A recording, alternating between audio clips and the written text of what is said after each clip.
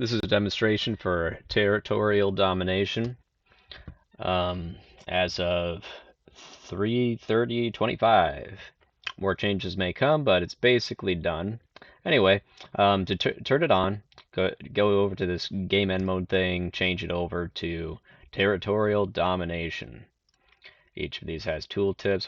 When you enable it, an extra option pops up, and you can configure it to have a length between 18, 24 as the default, or 36 minutes at most.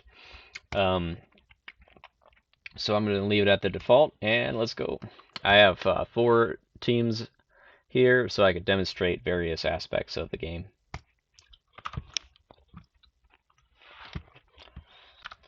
Now that we are in, you can see the entire map is divided up into squares. Each of the squares can be captured by occupying it with territory, with units. If multiple different kinds of units, various combinations of units from different ally factions are in the square.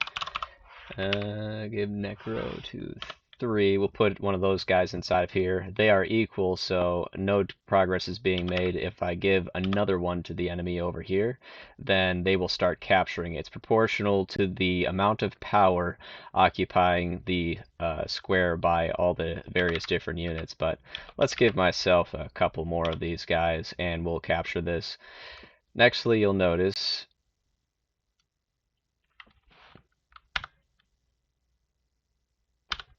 sorry, saw a little bug.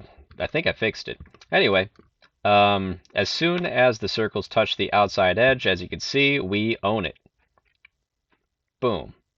We own all of these circles. And now that we own them, what you're seeing here is the second way to capture territory. As a convenience feature, so you don't have to occupy every single square, each of these squares looks at the majority of its neighbors, and it goes, hey, does the majority of my neighbors belong to the same ally team? And if so, then it'll start capturing for that team. So here, for example, 5 of these squares belong to the same team, so it starts capturing. Same deal for here and here. On the edges, then it doesn't account for non-existent squares. It only looks at the neighboring squares that actually exist and is captured contiguously. So now that we own these guys, yeah, it'll just keep spreading out. You notice that it tapers off. You have to actually have territory kind of like surrounded, or you have to have certain arrangements in order to, yeah. Anyways, convenient. You'll notice that we don't actually see any of the enemy territory, and there's a reason for that. You have to actually you have to have one of the corners or the middle of a square within radar or line of sight range in order for it to be revealed to you. It's not remembered, and the reason for that is that it is unlikely to stay in the possession of the same enemy, and so there's not a real purpose behind having it showing all the time. But anyways, if I take these guys and I send them out here, that's taking too long. Oh, there we go. So these territories belong to the enemy. If I give myself a radar, then it should reveal more. Yep, there we go. Next thing I'd like to talk about is the various ways that units are treated specially when it comes to the power calculations, when it comes to who should actually start dominating the territory. These guys can cloak, and they cannot cloak, so while they're cloaked, they cannot capture. So we'll do that now, and voila, no capture, you capture. But as soon as I uncloak them, then they start capturing. Very good. The second way, or the second classification of unit is arm peep. Yeah, there we go. Flying units can capture territory while they're flying, but just ever so slowly. They are barely worth anything. They have to land and as soon as they land, then they have value.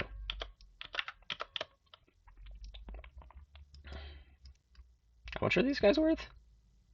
52, yeah. But as soon as I make these guys fly around, then they're worthless almost. This is to prevent nooses capturing from flyovers. The third is structures, and I don't really care to show it, but if something cannot move, like a nano turret or a artillery battery or whatever, they are worth 3 times their value. And this is to incentivize the use of static defenses to hold on to territory. So now that I've demonstrated how line of sight stuff works, let's just give global line of sight here, and we'll see everything. So all of the different teams that are not your own, they will be shown as red, and that is until you become a spectator, at which point they show their true team colors. I would have been blue. So that way the spectators know what's going on. Next thing I'd like to talk about is the score here. So the number that's owned is how many squares you actually possess. So these guys own 14, 1, oh, sorry, 1, and 1. I'll make these guys do some donuts here so that they can avoid death. Yeah, good stuff. While the needed threshold is disabled from incrementing, it shows as gray. Otherwise, it is white. It will start steadily increasing, just as you saw, as soon as the grace period has expired. It does so very slowly at first, and it exponentially increases its speed until it reaches the very end, whatever the maximum threshold is. Speaking of the threshold, it is proportional to the number of allied teams that are in the game.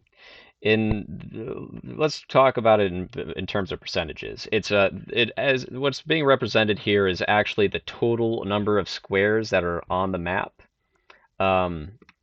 The total amount of squares that you own versus the number that's needed not to die. But I'm going to talk about it as percentages so to make it easier to understand the math. So we started out with 4 allied teams. I just killed one of them. So initially, at the maximum threshold at the end of the game, you would have to hold on to 25% of all of the squares in order not to die. And as long as you can maintain those 25 squares, you're in the game. It is designed such that a tie in the end game has to be broken in order for victory to be achieved. And that hopefully will make for some tense games later on in the future. But then we killed one of them, and that leaves 3 remaining. The threshold is recalculated then, and the target number is recalculated, such that it's now trying to reach 33% requirement at the maximum time. This rate at which this needed threshold increases is recalculated pretty frequently, so that it always reaches its target in time.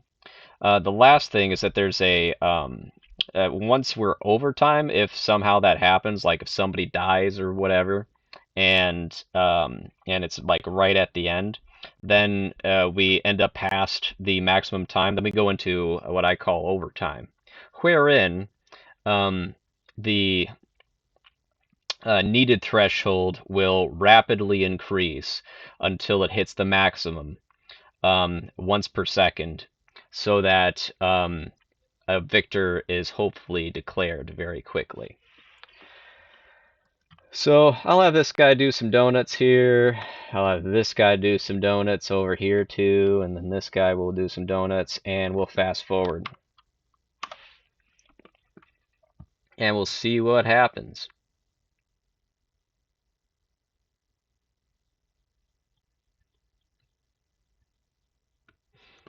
There might be some visual glitches when I'm speeding up, but during normal play, the circles expand pretty consistently.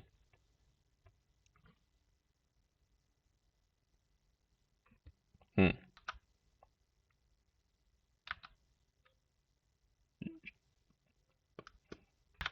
I had to think about what I was looking at just then. I think that uh, through just sheer luck, those two other teams ended up having the exact same square count when they died.